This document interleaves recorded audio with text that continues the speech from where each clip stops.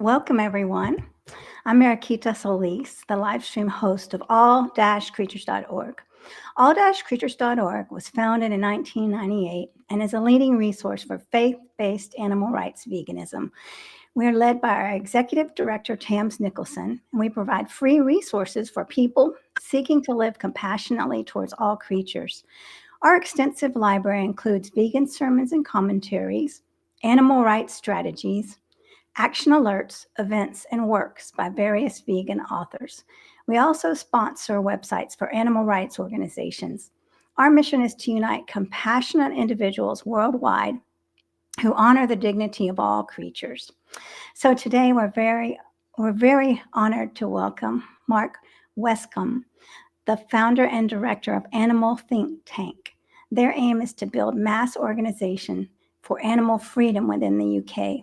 Their key areas of work are political and legal strategy, cultural and narrative strategy and messaging, and movement building and organizing. Mark has been a grassroots activist for 25 plus years across the environmental, gay, and communal living movements. Professionally, he worked as a management consultant specializing in impact delivery for large projects of 20 to 70-year timeframes. Mark is also an associate professor in management science at Lancaster University and is a trainer for his professional body, the Operational Research Society. In his spare time, Mark enjoys fell running, foraging, cooking, winter mountaineering, and generally being outdoors. All right. Well, thank you for joining us, Mark. I'm excited to talk to you Thanks for and having learn from you. me. Where are you joining us from? So I'm based in Lancaster, which is a small town about an hour north of Manchester and Liverpool in the United Kingdom. All right. Nice. All right. Well, let's get down to the core of our talk. And also, if you're watching, please let us know where you're watching from. And if you have questions for Mark, we'll get to those also. So when did you become a vegan and what led you to make this transition? I think it's 25 years ago. No, 22 years ago, I started the transition. And the trigger moment I remember really well. I was at a party where I knew virtually nobody apart from the host. And I met somebody and I must have realized he was vegan because of what he was eating or not eating. And, it was quite new to me then. And I just asked him, like, why are you vegan? And he said, because I can be. And then he sort of shut down the conversation and moved on. And that was all I got, because I can be. And then I just lay in bed that night. I still remember it. I was just lying there. And it's like, well, if he can be vegan, I can be vegan. And if I'm not vegan, then I'm engaging in gratuitous violence. So yeah, I started to transition kind of like the next day, and I was pretty much vegan about 8 weeks later. I wasn't perfectly vegan, I would say, for about 2 years. Like there were, particularly around travel and things. But yeah, that was my transition. But I've been thinking about it recently, and although that was like the moment, I grew up on an animal farm, and when I was a small kid, I used to interact, with the animals. Like we were quite isolated. There wasn't anyone else to interact with. So, we could, me and my sister, we could recognize the different animals. We could recognize the different personalities. We talked with my dad about the different personalities and their social relations and who was getting on with who and who was falling out with who. I suppose, identified a bit with them. And I think I was often looking into their eyes. And particularly the cows would come to the gate near the house and like put the head over the gate and just look into my eyes, and I would return the gaze, and sometimes I just stand there for 10-15 minutes looking into different cows' eyes. And I think for me that is probably the profound reason why I became vegan, and I just needed like somebody to trigger it and to understand it was possible. Like I didn't know it was possible until like my early 30s. Yeah, and then it's good that you already knew what it was. I mean, some people have no idea even what vegan is, but you were aware when when you saw and you recognize that. Most people don't really aren't that much on the path. Yeah, I don't think I knew until shortly before that, maybe a few years before that. Like I knew about vegetarianism, but growing up on a farm, like I'd seen what egg production looked like, and it just horrified me. And I'm just like, this is way, way worse. So I'd kind of, I toyed as a very young person with vegetarianism, but I'd never kind of understood for myself about veganism, and I didn't get exposed to it, probably a few years before that guy talked to me. And what did your family think when? Oh, well, obviously I grew up on a farm. So my dad never really said much at all. And, he's very laid back. But my mother was quite antagonistic for a long, long time. And which was also, I thought, quite interesting because she'd married into like the farming family. And that's not what she'd grown up in. But I think it's probably like, I was going home and I guess, she was experiencing it as a rejection. Like, like food is love. And if you're kind of turning down somebody's food, which is, they're proud about as part of their identity, and then you're rejecting it. So yeah, she was antagonistic for a really long time. And I have more sympathy for that now. Like at the time, like I'd go home and she would have cooked a meal with animals in it and get home at 8 o'clock on a Friday evening after traveling, and it was just like, oh mum, that I'm vegan. And she's like, vegan, what does vegan mean? Oh, I thought you were organic. I thought you only ate organic. Oh, well, I've cooked it now, so eat it. And this was going on for years. So yeah, it wasn't straightforward with my mother. And how is she now? How about that now? I mean, with where that was so foreign then, where do you sit now? Yeah, so it changed massively. So I'm trying to remember the so for about 11 years, my mother was antagonistic, and it was always the same. She'd forgotten that I was vegan. I was just like, Mum, I was stupid. And then I had an incident where I was just kind of like really sick to death of being vegan bashed, like in social situations where everybody gangs up on you and, tells you all the rubbish. And I was just like, I'm not prepared to endure this anymore. And it really, really kind of radicalized me. And what I decided to do was not to sit with people eating animal products. So this is 10 years ago now, maybe 11, I can't remember. So I called it table boycotting. I've since discovered, like about a year later, discovered the Liberation Pledge, which was exactly the same thing. So like, I now say I've taken the Liberation Pledge rather than, which is a much better branding than table boycotting. Table boycotting, I like that though. Yeah. But yeah, so when I decided I wasn't going to sit with people eating animals or animal products, I wrote like an email to all my friends explaining what I was doing and why. And then for my parents, I hand wrote a letter each. So my dad sort of didn't say anything. My mother, kind of like 2.5, 3 weeks after it probably arrived, like she rang me up and we just had this totally conversation that was all over the place. What are you doing? What are people going to think? Really concerned I was going to have no friends, and I was being like really socially awkward and everything. So it was a bit of a disaster conversation. And then we didn't chat for a few weeks, and then she rang again. I saw her number. It's like, oh, what's it going to be now? And like I answered, deep breath, and she just went, I've got it now. This is a really emotional thing for you, isn't it? And I said, yes, Mum. I said, yeah, I can see that. If we go vegan for Christmas, would you come home for Christmas? And Oh, I feel a bit, emotional and tearful even now, which is like 11 years later saying that. Um, so yeah, um, I said yes, and they went vegan for Christmas. And not only did they not eat animal products in front of me, but they also eliminated it all from the fridge and site, and they didn't eat any animal products whilst I was staying at home for I probably only stayed maybe 3 days, 3 nights. So it was really touching. And yeah, and then she was like really sympathetic, and she even tried to go vegan twice herself, and I think she managed a few weeks, maybe 6 weeks at best.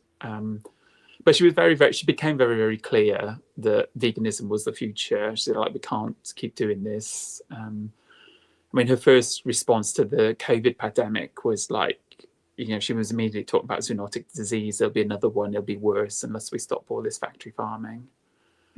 So yeah, so it was really, so I mean, it's a long answer, but by being more radical in a strange way, actually really enabled connection, which is like the opposite of what everybody thinks. You know, yeah. yeah. Well, I love that story. I mean, it just shows that things are not very linear. I mean, Yeah. and it takes time for people to understand, and some people will say they'll never come around, but you just don't ever know. So that's a great example. Yeah. So how does the peace of not eating creatures manifest in your life today? I think it brings me a joy. I guess it does bring me a sort of a connection to the spiritual in the everyday, or in the small. So the thing that I really is delight. Delight is the word I've used a lot, and like I've become very attentive to the small creatures in my home, and I've just got loads of barely visible spiders all over the place. And so I'm just like really careful when I clean and hoover that like I'm not vacuuming them up and killing them. And then it's similar with, like, little fruit flies, or little animals that come into the house. And sometimes I'm a bit like, oh, I can see a little, minuscule fly on the window trying to get out. It's like, oh, got to get up again. And like get up, open the window, kind of like nudge it out. And like I've learned that you've got to nudge really carefully, because there's the risk that, you might kill them. And yeah, just I suppose the peace and the joy that, recently there was a little fruit fly went into my glass of wine, and I saw them there, and I thought, oh no, they're dead. They've drowned. But I've kind of learned that when I make the assumption that sometimes they're dead, they're not. So like, I just carefully put my finger in and, got it underneath, and I had to try a few times, and like got it out on my finger, and it still looked dead, and then transferred it onto a tissue, still carefully, and so that they're slowly drying out. And then, a few minutes later, I could see that they'd moved off the red spot. And then, 5 minutes later, they'd flown away. And it's, there's moments like that. I suppose it's a connection to nature. But it's kind of something beautiful. Well, it's by being connected to another animal, isn't it? Another creature, and like their impulse to live, and their impulse for freedom, and to fly and to be. And I guess in our sort of industrialized, mechanized, busy worlds, that we can be brought back to nature in our homes, and in those small ways that are big ways as well. They're small and big. Right. I love that. I mean, the bigness of that tiny little creature that you took time to save. That's beautiful. Yes, most people. Well, it's just that I don't even know what to say. I mean, you said it. All right. So I see that we've got here some beautiful followers. Ellen from Illinois, thanks for joining us. And Veganology JJ, she's saying she does that too. Saving little bugs. Let me see here what she's saying too. I shared a photo last year, and it had a fly going into someone's wine. And I said, before vegan, I would have said, oh no, my wine. After vegan, I'm like, oh no, the fly. I get that. Totally get That's that. for sure. I know. That's a good point. Yes. Um, Wonderful. All right. Well, let's see. What would you say to someone, a new vegan? Because a lot of times when we go vegan, we feel like everyone's going to immediately go vegan with us and we feel disappointment and sad. What would you say to that person? Oh, uh, I mean, I struggle with this as well. It's like, why don't people wake up instantaneously? And I think all vegans struggle with this, isn't it? Like, we just need to tell people, and then, maybe tell them again, or maybe tell them a bit harder, or bash their head a bit, and there'll be that moment of enlightenment, and suddenly, like, it's just going to be a groundswell, and it's going to go through the world, because I mean, we just see the horror and the violence, and it's just like, well, why can't everybody else just see that and wake up to it? But I think I sort of console myself with that. Social change is very, very slow, and it's brutal. I have a mentor who has actually led the Obama's Dream Act, and I remember him saying to me once, I can't remember the question he asked. He said, "Oh, all you social movement people, you come to me and you think you're in the 1950s of the US, and it's all about to kick off." But he said, "Actually, you're in the 1850s." And you've got 100 years of hard work. And yeah, like, I've done not as much as I would have liked to have done, but like, I've done some reading around the history of the abolition of the transatlantic slave trade in the UK, abolition of slavery, civil rights movement in the US. I mean, just watching the slow path of feminism, or abolishing sexism, they're all slow paths, and there's all this invisible work that we don't see and isn't told. So I think the key is, like, we have to contribute, and we have to do our little bit, and it will mount up, and we have to have hope and faith, and we have to be contributing to hope and faith that it will change, it can change. Yeah. And I think social change, people have made sacrifices. So my great grandmother, so that the story in the family, I'm not 100% sure how accurate it is, but she was sort of classified as a suffragette, kind of like in the early 1900s in the UK. And I don't know what happened, but there was like a family meal, and she must have said something that challenged maybe her father's sexism, or maybe supported the suffragette movement in the UK. So they were a relatively wealthy family, and she was asked to leave the dinner table, and she was asked to leave the family, and she never saw her family again. Like, she was 21 or something, and just for what potentially might have been just fairly minimal support, of her own self, let alone a movement, caused that rift. And then she obviously, she fell in love, and she got married, and the family of the boy also threw him out of the family, because he was being associated, getting married to somebody who had lost her family connections. So I think that sort of brings me some solace, that although it's hard, although it's depressing, is like, so many people have made so many bigger sacrifices than the sacrifices that we're making. And we're in such a position of privilege compared to animals, which we're also species as ourselves. Like, we forget ourselves. Like, what are billions of animals right now experiencing, when we might be whinging about our experience with friends or families or with society. So hope, like, we've got a duty to maintain hope, and I think we've got a duty to keep pressing on. We have to. We can't give up. You're right. And so it's in your blood to keep moving forward. I love that. So let's talk about Animal Think Tank. You founded Animal Think Tank. How can you tell us about how it began, the mission, the vision, its purpose? Yeah, so I've always wanted to change or fix the world since I was young. I can remember like discovering that the US had the death penalty, and like I had to have 2 days off school because I couldn't cope. I was in a meltdown.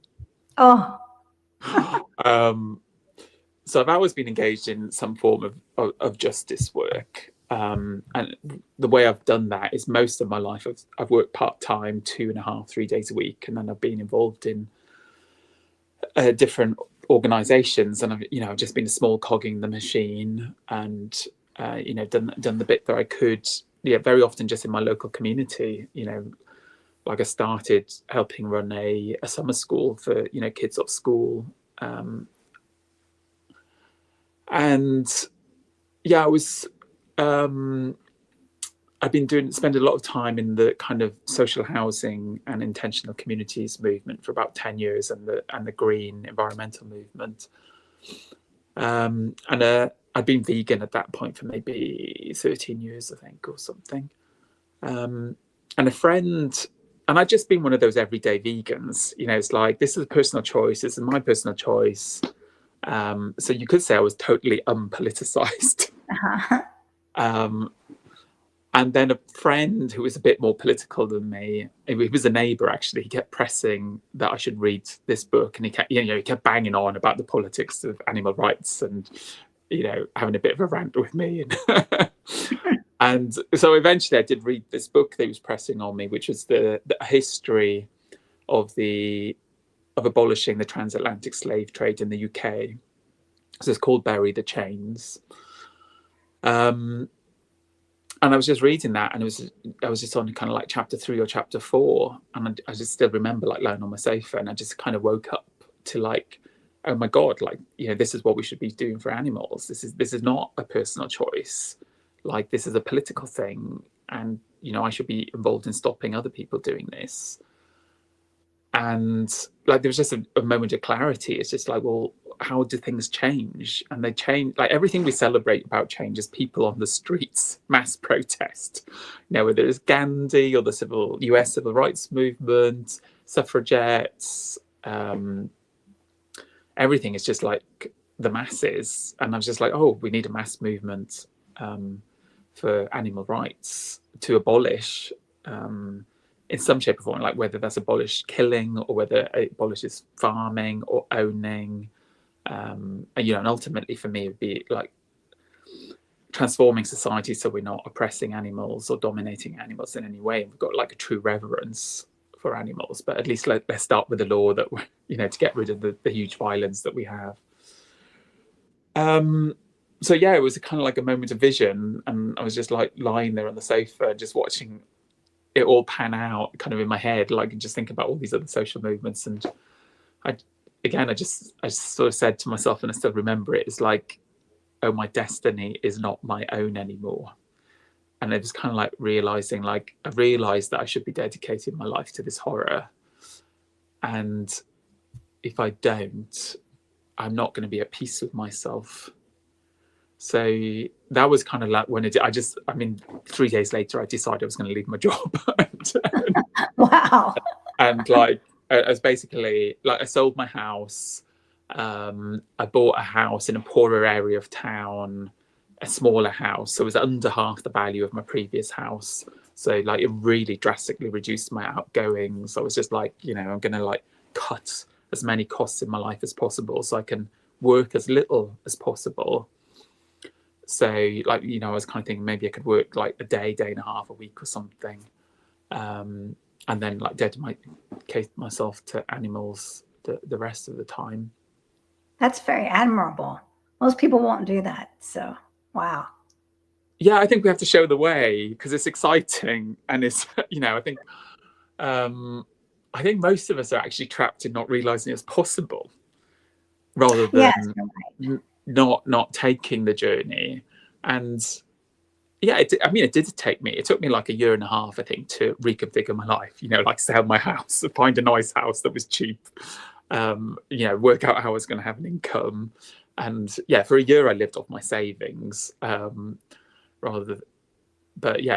it's all panned out. And now like I have a much more sense of peace in my life, because like I'm doing something I can't imagine is more purposeful and isn't more meaningful. So like, you know, before I was although I did like nice jobs, like I worked on public sector projects like building rail systems. So it's kind of like, you know, in some ways you could say it's green, but also you could say like, oh, but you just encourage more people to travel, so you do end up using more electric and gas. And I used to teach students about how to sort of deliver like large scale public sector projects. And again, I was just like, yeah, but these students, they just go off to these nasty corporate companies. So I was in constant kind of like this, you know, this background gnawing at me kind of angst about like, what's my contribution to the world? Could I be doing better than this? I'm just part of the problem, aren't I, really? Whatever like rhetoric I might manage to say to myself. And I don't have any of that anymore. Like I'm so much lighter in spirit and in you know, I'm never lying in bed going, ugh, you know, I never have a bad Monday or anything.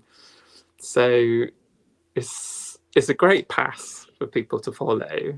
And you know, I can earn, you know, 1 day a week I can earn a relatively decent amount of money. Like, so, you know, 1 day a week isn't for everybody. Like, you know, some people might have to be 3 days or 4 days. But I think, you know, the only thing I really feel that's changed in my life is I eat and drink out much less. But I don't miss it at all. Like, and I can't think what else I was spending my money on. And, you know, and I've just, you know, found ways to do cheap holidays, to do cheap travel. So like, yeah, my life feels at least as abundant full as before. And definitely I have all the delights and indulgences, I think. They're just different indulgences, maybe. Right, from your core. I mean, that core of who you are, you know, is really wanting to be expressed, and as compared to a superficial kind of linear flat life, now it's more expansive from your deepest desires, that your deep soul. Yeah. I mean, it just feels full, I guess. I feel like, yeah, I suppose I do feel in some way that I'm expressing a full self or an authentic self, or and now of course it just feels all so normal and so natural that, you know, I just think, well, everybody's got this. But like when I remember back to my old self, it's like, no, I didn't used to have this. Right, I love that. What a great example. Yes, that's rare to be able to step out of that kind of that trap of who society tells us we're supposed to be, right? And for this journey, and it was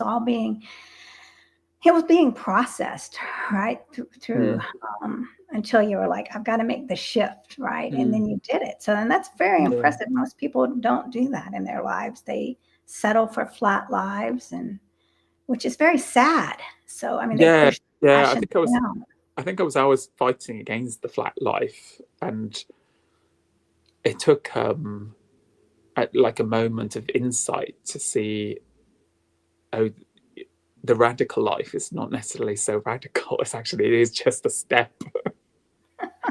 And like now I do feel like I feel super privileged. Like I often feel almost like not an embarrassment, but like, you know, when I'm chatting with my friends, it's like sometimes I feel a bit awkward about like, yeah, I'm reveling in it. And it's like I kind of want to keep it a bit quiet or downplay it, or because it's kind of like, yeah, I don't want to like then highlight that, yeah, I've got something that they haven't, which sounds a bit silly.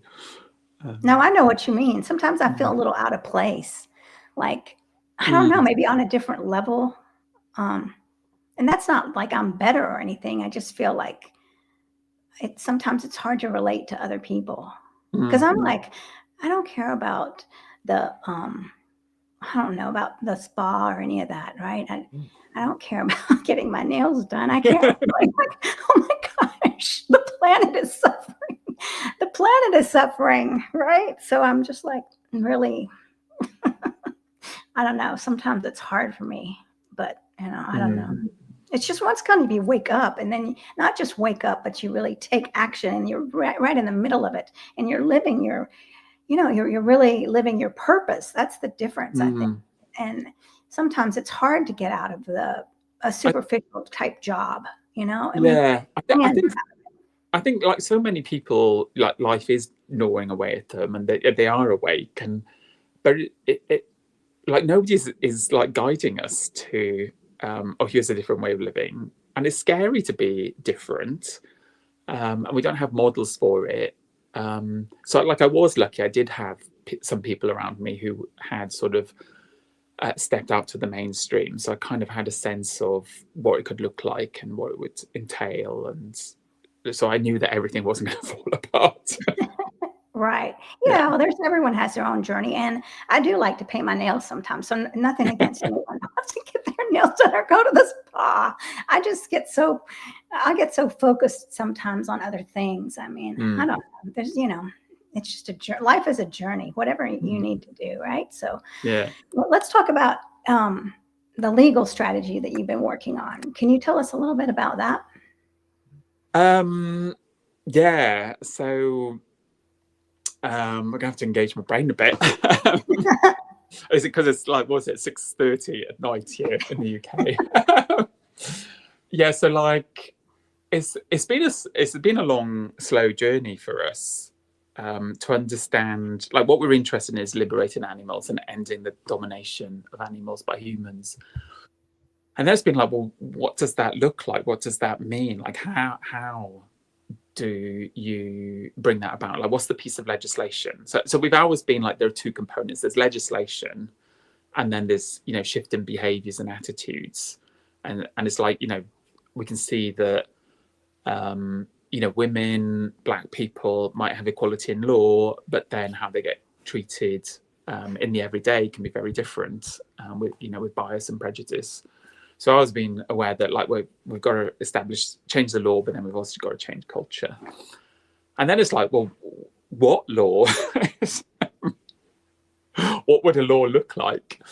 Because we talk about rights, but yeah, well, so what are rights? I'm not I just trained as a mathematician. I've got no idea. So like the inspiration, I guess, was human rights. So it's like, what could an equivalent of human rights look like? So when we started to as an organisation, so many people contributed to this. Like, look at well, what might we change in law? We sort of did a big survey in the UK. I think we talked to about 60 people who'd been in the movement, or they were legal experts or involved in politics, and so we distilled the movement down. That it seemed like in the UK there were like 9 fundamental objectives that different people were chasing, whether it's abolition of property status or fundamental rights, banning factory farming, or ending cruelty in different shapes or form. So we were kind of like, okay, so each of those objectives that different organizations are chasing have their merits, strengths, and also their weaknesses. Some have more impact than others. And there's also, well, what's the strategy to achieve each one, and what's the probability of the strategy to achieve each one? So it's kind of like, as an organization ourselves, what are we going to try to achieve, and how are we going to do it? So it's kind of like assessing these 9. So we spent well over a year doing that, and where we've got to recently is kind of understanding that blending the different strategies, or some components of some of the strategies together, might be the way forward. So we're looking at, and it's all going to start sounding really dry, looking at sort of increasing the political representation of animals in law. So that, I mean, that's a bit of legal speak. And political representation, what does that mean? Well, it's like, well, animals aren't in our democracy. They're not in our voting systems. They're not in our parliaments. So they're always being advocated on behalf of. So like there's a very weak form of power there for animals. So in the UK, we do, there are small rights for animals, protections against certain practices and certain cruelties. So there's little bits in the law that looks after animals. In the UK, we've got the Sentience Committee. So that's a committee that sits in Parliament that's, supposed to, I'm not sure advocate is the right word, but I suppose look after animal interest in some shape or form, but it's with the expectation that they will get exploited. And of course, it's being co-opted by industry. But yeah, so it's increasing within our existing democratic institutions the voice that animals could have. So I'm Welsh, although I live in England. I'm from Wales, and so Wales, a few years ago passed the Future Generations Act. So now any piece of legislation and any budget has to be scrutinised by a committee and the commissioner for is it prejudiced against 7 generations' time. So building new roads has become really, really difficult in Wales because the commission can say, well, no, that's not a well-balanced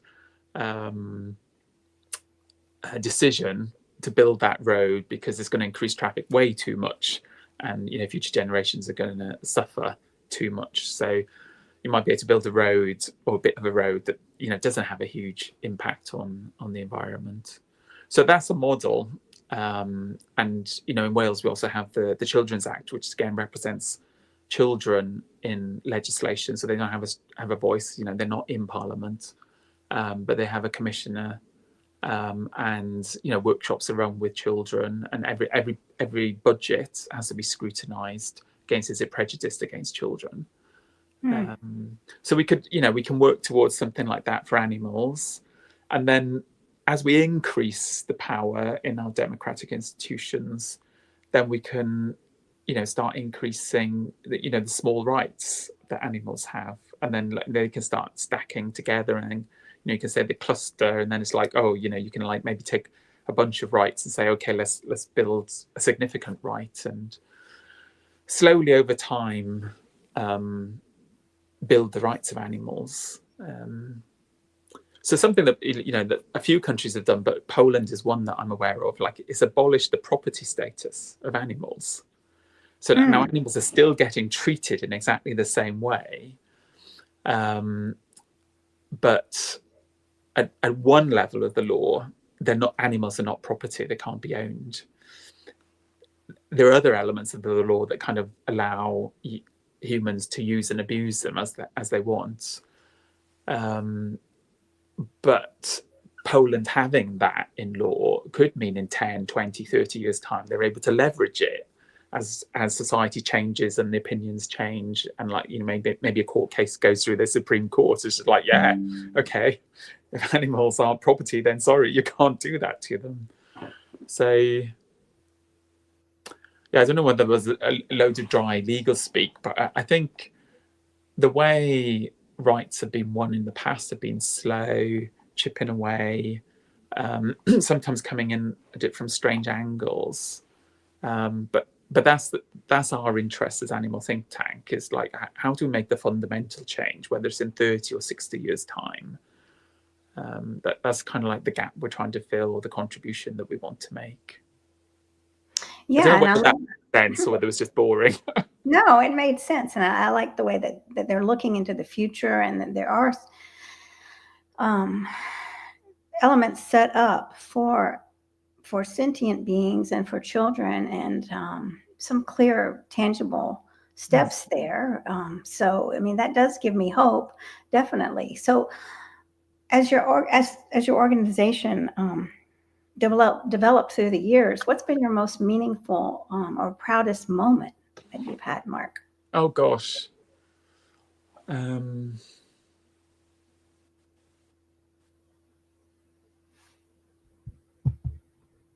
Well, it might be hard because you probably had many. So if you can't think of one. One of the problems of being in social justice, and I've read about this, is like you make an achievement, and then you're so aware of how much further there is to go that the moment of celebration, if you manage to celebrate, is so brief. Well, you better celebrate. Yeah, no, as an organisation, we're hopeless. Like we have tried, we've made big efforts on occasions to celebrate, and sometimes we can do okay, but like fundamentally, like I noticed, and apparently this is very common. It's just like you achieve something, and it's like, and next, and what next? I guess. I mean, I think probably the thing to celebrate is how many people have joined our organisations and have made big sacrifices, like have left careers, have Mm, like we are in a position now to pay some salary, but like people have maybe like they're taking maybe a salary that's below a quarter of what they, or certainly below a half, but quite a few that, probably. that is a big thing to Yeah, celebrate. but I think and I guess so. I want to celebrate all the people who've been involved with Animal Think Tank over the years. And some people have stayed a year, and some people have stayed maybe 5 years, who've made that sacrifice and have stepped out to the mainstream, and probably had to put up with parents in their years going, oh, what about your pension? What about your savings? What about buying a house? And all of that, and that they've followed a passion and a commitment. So yeah, like I think like sometimes we can take it for granted, but yeah, as you said, that here is a big thing that so many people have opted to dedicate themselves to animal freedom rather than necessarily accumulating sort of material well-being. Yes. Oh my gosh, yes. We need more people like that. Let's definitely celebrate them, and thank you for everyone that's doing it, stepping away to see outside of, I mean, the surface level. Definitely. So, as a founder, Mark, how has your role changed over time as the organization grew? You wise up. I suppose I've wised up to the scale of what needs to be done and the reality of social movements, and like the number of people who are involved in like making a social movement happen, let alone like the hundreds of thousands maybe who get involved kind of maybe more in a foot soldier role. I think just the constant learning curve of like the intricacy of like society and law and how and politics and how it's all entangled, and like how you make change. And then I'd never really led a team until Animal Think Tank. So although I'd been involved in lots of grassroots activity, I suppose we were generally involved in fairly like maybe big but not, and maybe complicated but not complex projects. And so I'd always kind of, I suppose, worked in a non-hierarchical, so I'm kind of quite informed by anarchist principles, I guess. And I think in Animal Think Tank, I suppose the scale of what we're trying to do, the complexity that we're engaging with, like the interdependencies between everybody's roles, like just makes that form of like approaching organizational life and structure and culture like much harder. So I've been on a real learning curve about how to build and develop teams, and I'm really still on that learning curve, and just learning how to build an organization is it's tough. I'm sure it is. My gosh, every day you're learning. Well, I see that we have a question from Ellen here. And we also have a question from JJ that says, how do I follow Mark? So let's answer that one. How do people follow you? And make sure you subscribe if you're watching, everyone, and like, please. Go ahead, Mark. So me personally, the only social media I do is LinkedIn. And yeah, my name's unique, so I'm quite easy to Google. I wish I was harder to Google. So Mark Westcombe, so Westcombe. So I'm on LinkedIn. I kind of post maybe once or twice a week. I think probably following Animal Think Tank is maybe the best way to stay in touch. So we're on LinkedIn, but if you go to our website, we put out a newsletter or a blog kind of 1 or 2 times a month. So that, yeah, that's kind of probably what I would recommend is Okay. signing up to our newsletter. Great. Well, then I bumped into you on LinkedIn on purpose. I'm sure the universe said, okay. All right. So here we go. The next question from Ellen. What does Mark feel about steps like Prop 12 to allow for cage space does to the animal movement towards animal liberation? Do these welfare laws hurt or help? So I'm UK. So Prop 12. I hear it all the time, and I keep forgetting. What is Prop 12? I've heard. I can't tell you right off. Tell you right off the top of my head, but I do know it. I guess I could look it up. But I can answer the rest of the question. Okay, go ahead while I look it up. I want to make sure I get it right. That's all. Maybe it's bound in. Yeah. I think I try to stay agnostic about what other organizations are doing, primarily because I don't really know whether what we're doing is the right thing. And I kind of feel like we'll only know what the right strategy for animal freedom is like the day after we've achieved it. Like, because it's kind of like a 0-1 thing. Like if you're trying to convert people to veganism, there's like, well, how many did we convert this week or this year, or how's it going? But when you're trying to like flip the law, like it's a much more 0-1 thing. California law to allow more cage space. Yeah. So so I try to stay agnostic, and recognize it. So Animal Think Tank were big believers in social movement ecology, that like different players play different roles. And so there are organizations that may be more connected to power and to politicians, and like that they can leverage those relationships.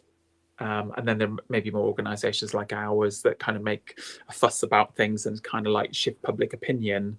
And then that allows the more like non-profit type organizations to then use that shift in public opinion to shift law. So yeah, there's an organization called the AYNI, AYNI Institute, and they have this as social movement ecology, and they've got a little 15-minute video on YouTube that like I recommend to everybody. What is it again? So it's the AYNI Institute, so AYNI, and they have a social movement ecology video. It's like 15 minutes, and really I'd like, for me, that's the first step for anybody entering a movement. Go and watch that video. So I feel like I've been ducking the question. Well, that's okay. So I'll carry. I'll give the less ducking answer. Okay. I think what like all movements have kind of like bold strategies that you could put rights or liberation in, and all movements have let's maybe what get called the more realistic asks, or like some might say the watered down asks. So this is a dilemma that all movements face, and we've had this. Like if you read about the history of our movement, like this was a dilemma that was going on in the 1820s, 1830s. Like there were arguments and factions and splitting up over this. So we haven't resolved it in 200 years. So we're probably not going to resolve it. So we probably have to live with it.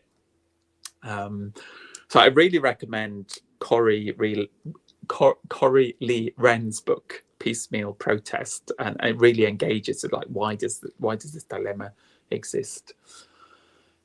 I think in some ways it's kind of like, oh yeah, let that group get on with their bold strategies, like animal liberation, like some might say deluded, idealistic, not pragmatic, and then let other organizations get on with like the realistic strategies. I think that where the problem comes is in narrative and messaging, and it's like, how does one strategy and the language we use undermine maybe another strategy? so it's kind of like, I have a lot of, although I try to stay agnostic, I have a lot of sympathy for people who are concerned about, the movement just chasing welfare, because I do understand that by talking about improving things, it's kind of like there's a kind of legitimizing like that the system can exist. And so like, where will that leave us in 10, 20 years time? So I am like personally on the liberation side, but I also really understand like there's a huge amount of suffering that is happening right now, today, tomorrow. And so I totally understand the desire to alleviate that suffering, in the today and tomorrow. So I think somehow, and I'm not there yet, is somehow finding ways that the two can coexist. Or, I mean, Corey Lee Wren's argument is more like, take the energy that is created from the friction between the two, and see what can come out of that friction. And like, so maybe new ways of thinking, new ways of doing, new ways of talking can emerge. Sorry, that was a long and probably unsatisfactory answer. No, that's okay, because I mean, it's very hard to say what works. I mean, I think, I don't know either about, I wish I had all the, like, there's not all black and white. So that's the thing, we just try to, if we could just come together. I mean, as a movement, what would help us strengthen our movement? Yeah, so I'm not persuaded by the coming together. Okay. I mean, I think there is a degree of coming together that could happen. I think for me, and this was kind of advice from Evan Wolfson, who sort of pioneered the Freedom to Marry campaign, and it kind of made total common sense. And he said, like, when he set out to achieve gay marriage, it's like he couldn't persuade any organisation to join him. So he just set off and did his stuff. And then over time, as he was successful, different organisations kind of joined. So his was like, don't try and persuade people to join, like, do something. And like the organisations that are proving to have good strategy and to be winning, people will fall in line behind them. Like, it's kind of like the marketplace of ideas. It's like, we will, to a large extent, like, join what we see as successful. And that, when Freedom to Marry achieved freedom to marry, I don't know, what was it, like 10 years ago in the US, like only 70% of the LGBT movement in the US, I think, if I'm right, was aligned with that as a sort of campaign, and 30% wasn't. And the biggest LGBT organization in the US was not behind that as a campaign. They thought it was too ambitious. So yeah, do your own thing, do it as best as you can. But I think what we can do as a movement, I think, and this is something I've started doing this last year, is sort of stepping back and thinking, what infrastructure can we build as a movement? So going back to the INI Institute, like they say, like, when you join a movement in the beginning, you're a single activist. You go vegan, and it's like, oh, I'm going to turn my friends and family vegan, and then you realise that's not working. So it's like, oh no, I need to find a group. So like you join Anonymous for the Voiceless or We the Free, and it, like you work with a group, and that's all great. And it's like, oh, I'm going to turn people I meet on the street vegan, and then it's like, oh, after a year or two of that, it's like, oh, it's not working. It's not going fast enough. And then you orientate yourself to the movement, and so you start like looking for how can you contribute to the movement. And so they talk about, like, in the beginning you orientate yourself and then you commit yourself, and so there's a moment where you kind of like, you're more committed to the movement than you are committed to the organization. So like, I feel that although like I lead Animal Think Tank, like my commitment is to the movement and like helping the movement progress, not necessarily, and if Animal Think Tank dies and that's the right thing for the movement, fine. But then they have another stage, and they talk about commitment to the tradition. And the tradition is the intergenerational struggle. And so they talk a lot about working towards leaving a legacy for the next generation to continue the struggle more powerfully. So that's leaving behind good strategy. That's leaving behind infrastructure, like maybe social centres. It's leaving behind sort of processes like, coordinate. How do we coordinate? How do we come together? It's leaving behind like, how do we message? How do we do narrative? So yeah, that's where I'm at. I've got a little sort of poster of this on LinkedIn. Is like, yeah, what sort of infrastructure and capacity do we need to build at a movement level, and stepping away from the organizational level. So that for me has sort of become the most critical thing that I think we need to be doing to be building more power as a movement. Because that's what we need to do. We shy away. We all shy away from the word power because it's big, scary, and ugly. But like, to win, we need to build power. So yeah, what can we do to build power? And for me, that's like infrastructure and capacity. Definitely, we have to build power, and so that's whatever it takes. We've got to use the hope and keep moving forward. So. Y'all, if you're watching and you're enjoying this program, I encourage you to go to www.all-creatures.org to make a one-time or monthly recurring donation.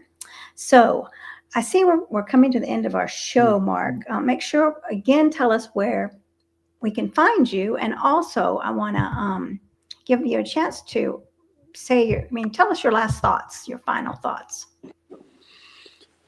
Well, you can find us on our website, animalthinktank.org.uk, and on LinkedIn. Sign up to our newsletter. My final thoughts, I think as humans, we have an impulse to action, and we have an impulse to get busy and to do, and maybe sometimes to follow the first or second thought that comes into our mind. And I think to build power and to tackle like the huge industry that we're up against and the huge complexity, the animals they're the base of our economy, and the exploitation of animals, and they're culturally, how we've abused animals goes back millennium. So it's huge. So it's going to take thinking. So I think for me, what's really important as a movement is we take the time to think about, like, how can we end this atrocity, and what can we draw on, what movements from the past, what wisdom's available to us now. Like, there's loads of successful social movement leaders that we are still alive that we can be talking to. The literature on social movement theory is vast. So it's how taking our time to think about how can we strategically bring about the end. And then the flip side is, what can we do in our everyday? And like, in our everyday, we can think about the spiders in our home. We can think about the little fruit flies that fall into our wine, and how we can avoid them falling into our wine. And I'd really encourage people to look into the Liberation Pledge, which sounds scary as hell, that you're going to commit not to sit with anybody eating animals. But like, if you think about it, if it's done skillfully, for me, it made my life so much easier, and I've converted so many more people to veganism as a result, and it's made for such better and more productive and more amenable conversations. So yeah, I would really encourage people to consider taking the Liberation Pledge and taking the time to work out how to do it skillfully, how to do it well. Yeah, I loved how you did that, how you mailed out, how you let everyone know, and in such a very thought out, calm, and kind process. So yes, if you missed that, that was at the beginning of this segment. So thank you so much. This has been very informative. I love your energy and what you're doing, and your journey. It really made me think. So I'll be processing this interview for the rest of the day. All right. Well, and thank you so much for being with us. I hope you wind down now and enjoy your evening. Thank you. Yes. All right. I want to thank also our Ellen and JJ, everyone that's been watching. Ellen is saying thank you, as always, for an inspiring conversation to keep me motivated, inspired. She's taking great action with kids and sewing, teaching them, and also as a I think it's food for life instructor, and getting out there and doing the meals to educate on plant-based living. So, all right, well, we're all doing our part. JJ Veganology, she's got a great channel too. She was on here. So thank you so much, Mark. And we'll be watching you with the Animal Tank, and I'll see you on LinkedIn. Yeah. Thank you. Thanks for having me. Thanks everybody for listening. Bye, everyone. Bye.